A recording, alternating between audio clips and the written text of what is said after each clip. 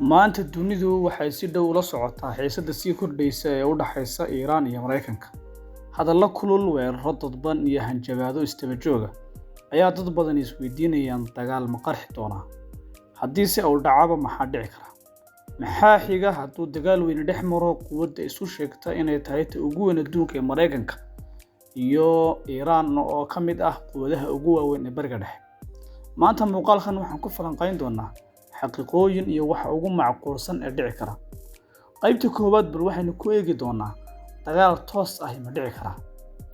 Dagaal buuxa oo toos ah oo dhex mara Iiraan iyo Mareykanku waa mid aad u adag oo ku bixi kara qiimo aad u qaaliya. Sababtoo ah labada dhinacba waxay og yihiin khasaaraha ka dhalan kara dagaalka dhex mara labadooda oo saameyn ku yeelan kara Bariga Dhexe iyo adduunweynaha. Mareykanku waa quwad militari oo weyn, balse dagaal Bariga Dhexe ahi waa mid qaali ah oo isaga saameyn weyn oo taban ku yeelan kara. Iiraanna waxay leedahay gantaalo, ciidan iyo xulufo gobolka ah. Waxa ugu badan ee la firi kara muxuu yahay?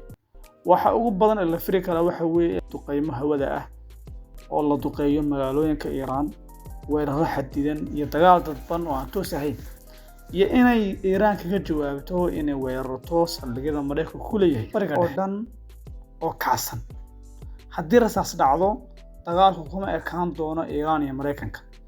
Wuxuu saameynayaa Israa'iil, Lubnaan, Ciraaq, Yaman oo Xuutiyiintu haddii Iiraan la taabto oo far lagu dhaqaajiyo amba far lagu fiiqo ay tahay cidda ugu horreysa ee ka jawaabaysa.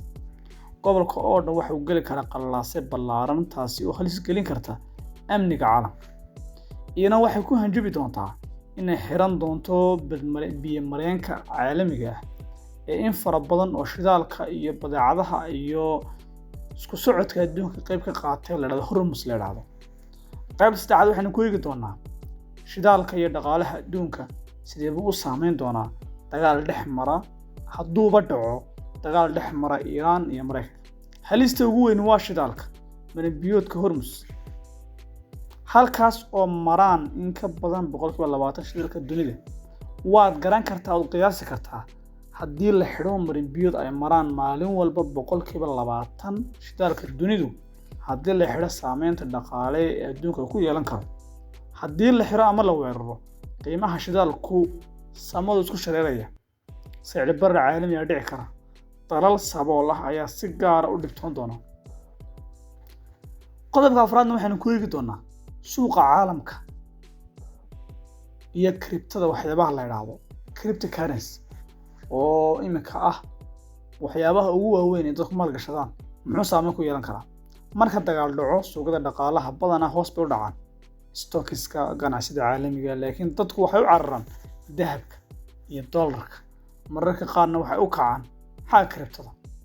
Kripto marka hore hoos buu dhici karaa, balse hadhow aad ayuu kor u kici karaa haddii lacag badan la daabaco.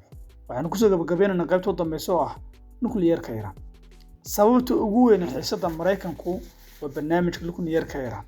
Mareykanka iyo Israa'iil waxay aad uga cabsi qabaan inay Israa'iil weli qarsanayso qorshe hoosena ay ku wado inay dhammaystirto inay sameyso bamkeedii ugu horreeyay ee nukliyeer ahaa.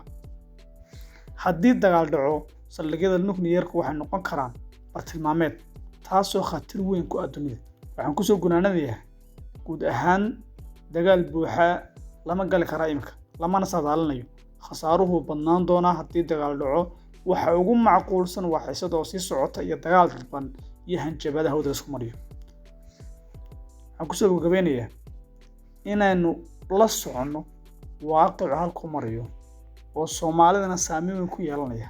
Haddii dagaalkaasi qarxo, muxuu saameyn ku yeelanayaa Soomaalida? waxaynu ku soo qaada dhigi doonaa amba aynu ku qaada dhigi doonaa muuqaalkan kan ku xiga. Intaan muuqaalka dambe ku kulmi doono.